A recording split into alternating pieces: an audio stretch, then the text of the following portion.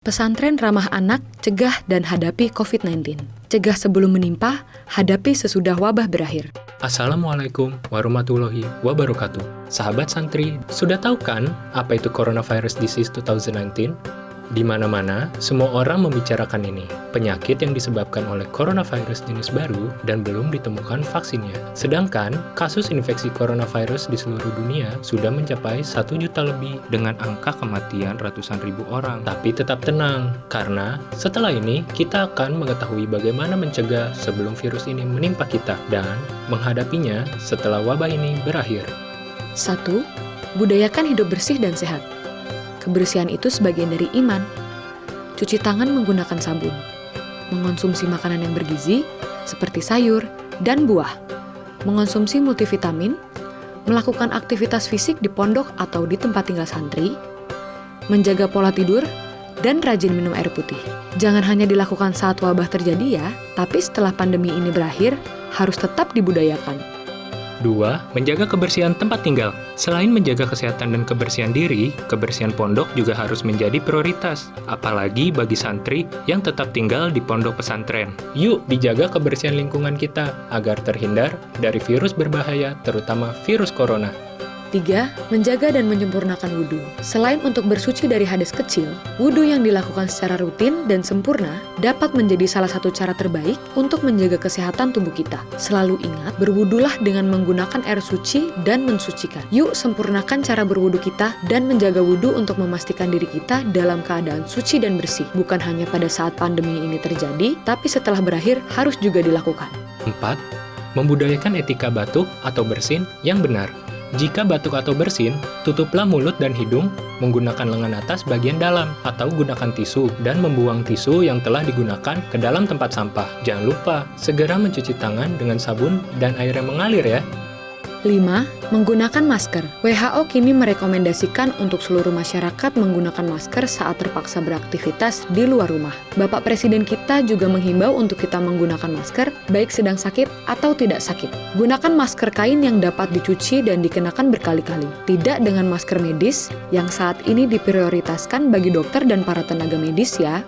6. Social distancing, physical distancing, stay at home. Belakangan ini, istilah ini sangat populer sekali. Apa itu? Social distancing adalah menjaga jarak sosial. Physical distancing adalah pembatasan interaksi fisik. Stay at home atau di rumah saja, yaitu tetap berada di rumah dan jangan keluar selama tidak ada aktivitas yang sangat penting. Karena penyebaran pandemik ini begitu cepat dan belum ditemukan vaksinnya, maka hal yang dapat dilakukan adalah di rumah saja. Bagi santri yang memutuskan tetap tinggal di pondok pesantren, maka hal ini tetap berlaku. Jangan pergi kemana-mana dan tetap berada di pondok. Namun, jika terpaksa harus beraktivitas di luar, maka hendaknya hindari kerumunan atau keramaian dan menjaga jarak dengan orang lain minimal 1 meter. Tidak apa-apa, kita lakukan hanya selama wabah pandemi corona ini saja ya. 7. Tidak bersalaman dan menggantinya dengan gerakan lain. 90% penularan kasus COVID-19 penyebarannya melalui tetesan yang masuk ke mata, hidung, dan mulut yang dibawa oleh jari loh. WHO menyebut bahwa COVID-19 dapat menyebar dari orang ke orang melalui percikan-percikan dari hidung atau mulut. Percikan-percikan ini kemudian jatuh ke benda-benda dan permukaan di sekitar, terutama bagian tubuh yaitu tangan dan jari jemari. Untuk itu, sementara waktu, hindari bersalaman maupun berjabat tangan atau melakukan kontak fisik. Cara ini tidak akan mengurangi keakraban kita dengan saudara kita yang lain kok. Yuk lakukan ini.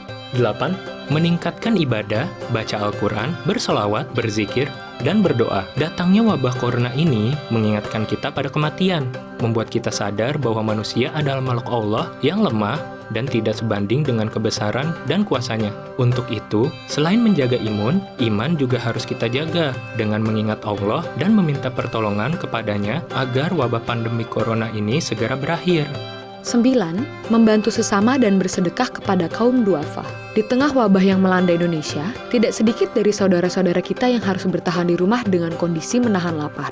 Terutama sangat berdampak bagi mereka yang selama ini memenuhi kebutuhan hidupnya dengan penghasilan harian. Yuk bersama-sama membantu saudara kita, dan jangan lupa untuk selalu bersedekah kapanpun dan dimanapun.